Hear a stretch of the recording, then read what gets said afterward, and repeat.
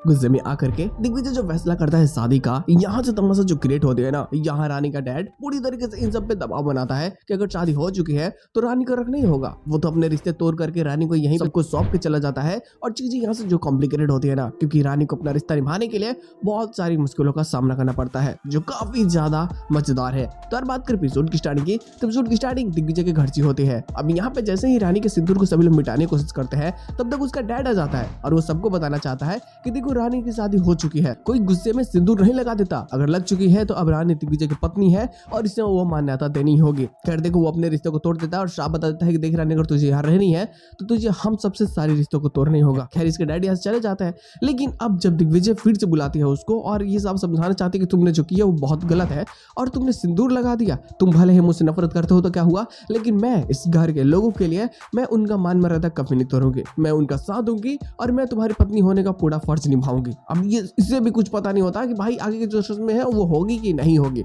यहाँ पत्नी तो बन चुकी है, कुछ इससे तो उसका प्यार मिलेगा नहीं, तो अब ये सिर्फ और सिर्फ एक इंसान अकेली बनकर के रह जाएगी जिसके सपोर्ट में लगभग बहुत सारे लोग नहीं है, कुछ को छोड़ करके, खास करके गायत्री और वेल दिग्विजय के डैड। यही दो इंसान होता है घर में जो रानी के फीलिंग्स को समझते हैं और वो उसका साथ देते हैं कि लड़की के साथ में कहीं ना कहीं गलत हुआ है। दिग्विजय ने ये जो की वो बहुत गलत है, उसे शादी करने के लिए डायरेक्ट सिंदूर नहीं लगानी चाहिए थी, पहले बैठ करके बातें करना चाहिए था और प्रॉब्लम को सॉर्ट आउट भी। लेकिन यहाँ तमाशा बढ़ चुकी है, तो अब दिग्विजय को पत्नी मानना ही होगा समाज की नजरों में भी। लेकिन इस चीज के लिए भाई दिग्विजय की पत्नी है रानी, तो रानी को घर से निकालना है, ये पूरी तरीके से प्लानिंग अब करने लगती है अनीसा। अब वेल वो दिग्विजय की माँ और पिंकी इन दोनों के साथ मिलकर के कई सारे ऐसे षड्यंत्र रचती है जिससे रानी बुरी साबित हो जाए। यहाँ तक तो वो तो ये कोशिश करने लगती है कि भाई इसके आगे जाकर मेडिकल कॉलेज में एडमिशन तक ना हो, क्योंकि उसके जो सपने हैं उसको अगर तोड़ देगी तो रानी खुद ब खुद यहाँ से चली जाएगी और ये अनीसा को पता होता है। खैर रानी के पास अब कोई दूसरा चारा नहीं है,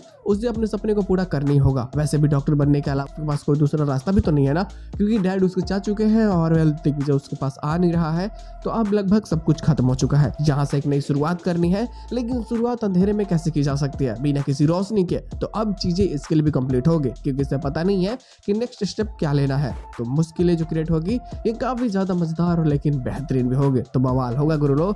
खैर देखो, इसके साथ में एपिसोड की एंडिंग कर दी जाती है, हो हल्ला होती है, लेकिन एपिसोड प्लॉट बस इतना ही होता है। अगर कोई प्लॉट आती है तो बातें जरूर हो जाएगी। फिलहाल आज के एपिसोड में जितना ही, हम लोग मिलते हैं बहुत जल्द किसी नए वीडियो के साथ में, तब तक के लिए बाय, ख्याल रखिए अपना।